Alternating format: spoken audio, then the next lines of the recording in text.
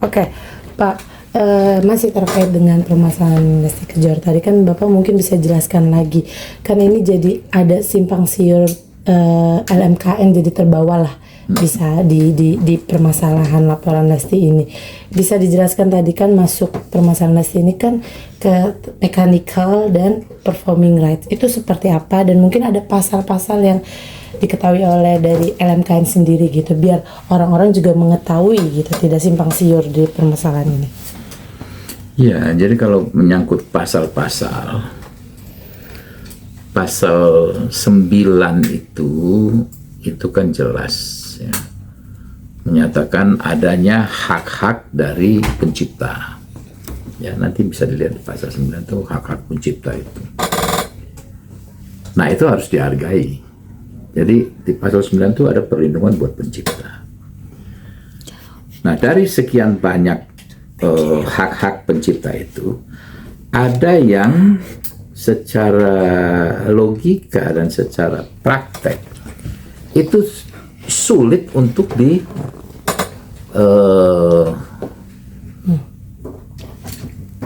kumpulkan royaltinya. Ya, misalnya kalau hak untuk lagunya mau diperbanyak misalnya, ya, mau didaur ulang dinyanyikan oleh penyanyi lain, itu kan tinggal bertemu dengan penciptanya, negosiasi berapa, deal, maka bisnisnya jalan, ya, dinyanyikan lagi oleh penyanyi. Itu mudah, hubungi penciptanya atau publishernya. Jadi perizinannya bisa langsung diberikan.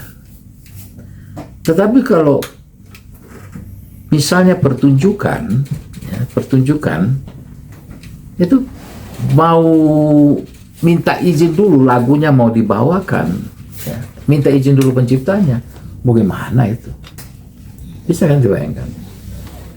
Ya, suatu band mau menyanyikan minta izin dulu, udah sulit itu. Di mall misalnya, lagu mau diputar di mall, minta izin dulu, apa bisa? Nggak bisa kan?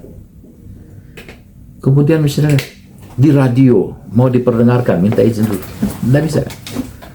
Oleh karena itu dari sekian banyak hak di 9 itu, di pasal 9 itu ada 3 yang diserahkan kepada LMK. LMK, kamu yang tolong menagihkan. Begitu ya, di seluruh dunia seperti itu, di dunia itu disebut CMO, ya, Collective Management Organization. Nah, kita terjemahkan saja langsung LMK.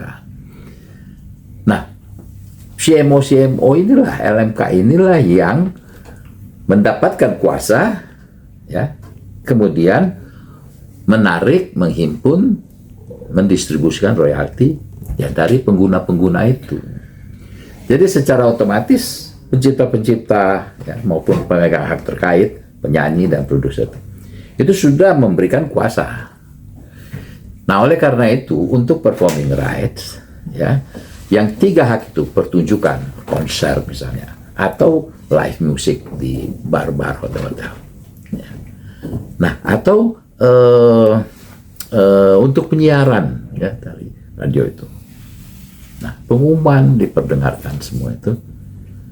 Nah, 3 itu yang saya contohkan tadi itu disebut performing right. 3 itu saja, ya. Nah, jadi yang performing right inilah yang dikelola oleh LMKN.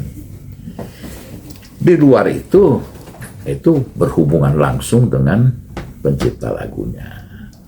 Nah, kira-kira gitu. Jadi kalau kita mau memahami itu, kita harus pisahkan dulu. Nah, kalau kita sudah bisa pisahkan, gampang. Nah, sekarang karena sudah dikuasakan dan diperbolehkan menyanyi, ya, seperti itu, karena kuasa perorangan dari pencipta itu sudah dialihkan, ya, ke LMK, maka harus ada jaminan dong. Misalnya penyanyi kalau mau menyanyikan, ada dong jaminan bahwa saya menyanyi tidak perlu minta izin dulu. Kan begitu. Itu keluar itu pasal 23. Di pasal 23 itu dibilang setiap orang boleh menyanyikan, boleh menggunakan lagu tanpa perlu minta izin lebih dulu. Tapi harus memberikan imbalan melalui LMK royalti itu ya. Nah berarti kan itu perlindungan buat si penyanyi, boleh menyanyi. Tapi kata kuncinya bayar royalti. Kalau ada bayar royalti tidak ada masalah. Nah kemudian lalu pengguna kafe dan lain-lain itu gimana? Itu pasal 87 menyatakan bukan merupakan pelanggaran ya untuk menggunakan lagu asal bayar royalti. Jadi kalau ada restoran, ada live music di situ, gunakan lagu, yang bayar kan pemilik restoran dan pemilik kafenya. Ya, sepanjang dia membayar royalti, tidak ada masalah. Dia tidak bisa dituntut, tidak bisa digugat, asal bayar royalti. Jadi kuncinya bayar royalti. Cuma di Indonesia ini kan banyak yang tidak mau membayar royalti. Sudah dikasih tahu juga masih ngeyel kan gitu. Nah saya sendiri prihatin juga dengan kejadian-kejadian seperti ini. Tapi di satu sisi baguslah ini menjadi satu sosialisasi. Karena LMKN selama ini mengadakan sosialisasi itu dengan anggaran yang sangat terbatas. Tidak ada anggaran, bagaimana mau sosialisasi. Jadi ini ada hikmahnya. Kalau buat kami LMKN ada hikmahnya. Cuma jangan sampai merugikan. Misalnya penyanyi tiap kali menyanyi kemudian dituntut, digugat oleh penciptanya. Ini kalau berkelanjutan terus-menerus juga tidak bagus kan itu. Tapi hikmahnya kita ambil segi positifnya dalam pengumpulan royalti adalah dengan demikian penyanyi menjadi berhati-hati. Adanya kasus ini kan, wah kalau kayak gini saya harus bikin perjanjian yang betul melindungi saya. Mau gunakan saya sebagai penyanyi, kita buat perjanjian, Anda yang membayar royalti, ya tertulis di perjanjian. Nah, begitu mau naik nyanyi, belum bayar, saya tidak naik, nah, gitu, kan gitu. Ini bagus, ini menjadi pelajaran untuk kita semua yang pada muaranya itu nanti untuk meningkatkan royalti. Kalau royalti meningkat ya penciptanya dapat, itunya juga dapat penyanyi. Penyanyi itu kan pemegang hak terkait sama pelaku pertunjukan, pemain band juga. Oke. Kira-kira begitu. Berarti kan tadi yang Bapak jelaskan itu tentang performing rights, ya kan? Ya. Berarti di luar performing rights seperti mechanical yang tadi itu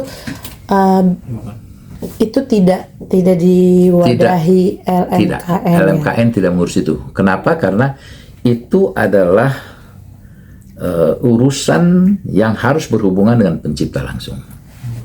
Gitu. Berarti, jadi dengan penciptanya langsung atau dengan publisher. Kalau penciptanya kuasakan ke publisher, dengan publisher. Anda mau menggunakan satu lagu untuk menjadi latar belakang film, misalnya, kita bikin sinkronisasi, misalnya. Ya hubungi penciptanya, atau ada publishernya, hubungi publishernya, negosiasi. Oke, lagu Anda saya gunakan di film, ya, saya bayar sekian, deal, pakai, izin langsung. Gitu. Berarti tetap didasari dengan perizinan ya, walaupun performing rights atau mechanical. Perizinan. Ya kan? Perizinan itu bedanya, yang satu perizinan langsung ke pencipta, yang mechanical, yang performing right, perizinan itu telah diberikan, ya harus dianggap telah diberikan kepada LMK, ya. Baik yang sudah memberi surat kuasa langsung maupun yang tidak. Nah, kalau yang tidak itu terkumpulkan, ya, menurut peraturan perundang-undangan, itu dikumpulkan, ya, yang kita sebut sebagai unclaimed. Jadi 2 tahun ditunggu. Nah, kalau ada klaim, oh kami sudah menjadi anggota ini, lagu kami kemarin dalam tahun ini diputar, sekian kami minta klaim itu. Maka klaim itu dibayar dari dana yang terkumpulkan itu. Disimpan sebagai unclaimed. Nanti kalau sudah terbagi dalam 2 tahun, kalau sudah ada sisanya, itu menjadi dana cadangan yang digunakan untuk pelatihan, pendidikan, social fund, gitu. Oke.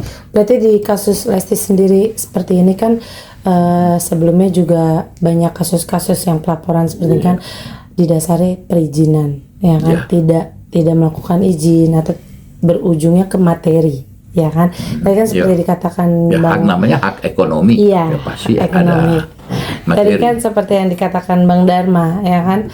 Kalau Bang Yoni Dores sendiri sudah menunggu atau beritikadlah untuk menanyakan kepada Lesti tapi tidak ada tanggapan.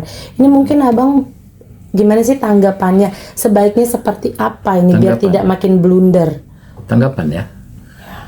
Seharusnya kita coba mengkaji apakah gugatan tuntutan itu kita tujukan kepada penyelenggaranya, kan gitu, kepada yang mengupload, misalnya apa di situ, kan? Oke.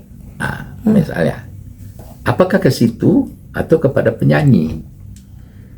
Kan itu dulu kita pertanyakan. Nah, atau kepada kedua-duanya, kan begitu. Nah, tetapi kalau untuk yang misalnya penayangan di televisi itu performing right, itu tidak masalah. Jadi coba dibedah dulu, ini adalah satu produksi yang ditayangkan. Apakah demikian? Ya, ditayangkan di televisi. Ya, penayangan di televisi itu, televisinya membayar royalti melalui LMKN. Berarti tidak ada masalah di situ. Ya, si listinya juga tidak ada masalah di situ. Dia menyanyi. Tapi kemudian ada pihak yang memasukkan, upload. Nah, apakah si Hesti ini yang dipersalahkan? Apa si Lesti ini yang dipermasalahkan? Ya. Atau yang mengupload? Nah, itu harus jelas dulu. Karena gitu, harus jelas. Jadi siapa pihak yang dipandang tepat untuk digugat atau dituntut. Oke, berarti menurut Abang sendiri tindakan Yoni Dores melaporkan Lesti itu udah tepat atau belum? Saya rasa perlu dikaji lagi. Perlu dikaji, kan? Kalau Hesti Lesti lagi suka Hesti kalau Lesti sepanjang tampil di televisi itu ranah performing right, itu ranah LMKN. Radio televisinya membayar kepada LMKN, artinya si pencipta lagu itu akan mendapatkan royaltinya melalui LMK, karena LMKN akan mendistribusikan LMK. Nah, kalau cuma itu berarti tidak ada masalah dengan Lesti, kan begitu. Nah, sekarang kemudian itu diupload. Nah, pertanyaannya siapa yang mengupload itu? Berarti harus dikaji ulang. Karena ini adalah hasil dari satu produksi. Iya. Hasil dari satu produksi. Nah, yang mengupload ini adalah yang harus bertanggung jawab karena tidak izin, karena ini ranah mechanical right. Nah, kalau Lesti yang mengupload, ya dia harus bertanggung jawab karena dia harus minta izin dulu kan, kepada pencipta. Harus dikaji ulang. Dikaji, dilihat ini kan pihak siapa yang mengupload itu.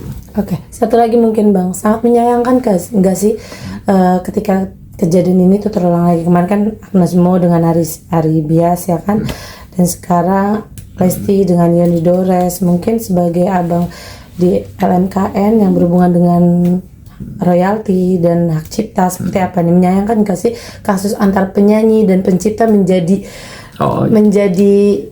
tadinya harus berteman, berhubungan baik, jadi renggang. Ya, LMKN sampai saat ini kan membuat pernyataan-pernyataan sikap itu ada, ya. Nah, tetapi saya pribadi, saya berpendapat, satu, ini pelajaran yang berharga, ini yang sosialisasi yang sangat bermanfaat. Karena kalau sosialisasi itu kan biayanya besar sekali untuk masyarakat seluruhnya tahu. Dengan kejadian-kejadian seperti ini, masyarakat jadi tahu. Tapi banyak pernyataan-pernyataan dari para pihak yang berpikir, ya dalam tanda kutip berpikir dia tahu, bahkan kadang-kadang berpikir dia paling tahu, malah menimbulkan bias, malah menimbulkan salah persepsi karena salah kan gitu. Masyarakat kan tidak tahu, oh pesohor ini bilang begini, oh itu betul, menganggap itu betul. Banyak yang seperti itu. Nah, tetapi kita harus lihat bahwa tidak sehat pencipta itu beradu dengan penyanyi. Itu sangat disayangkan. Harusnya pencipta dan penyanyi saling mendukung, itu menyerang, ya, Bapak menekan para pengguna-pengguna lagu yang tidak mau membayar royalti. Begitu. Caranya gimana? Gampang, kan gitu. Sepakatlah para penyanyi, ya, untuk kalau tidak mengurus royalti, kita tidak mau nyanyi. Kan begitu. Pencipta lagu juga begitu. Kami mendukung Anda, kan gitu. Jadi pencipta, dan kata kuncinya pencipta dan penyanyi itu harus saling menghargai, saling menghormati, saling mendukung. Sekarang yang terjadi, mereka berantem, user yang menggunakan lagu mereka itu, ya, misalnya pertunjukan, promotornya diam-diam saja. Padahal yang bertanggung jawab itu promotornya, gitu. Kan begitu. IO-nya, nah, mereka diam-diam aja, penyanyi sama pencipta berantem. Kan gitu. Oke.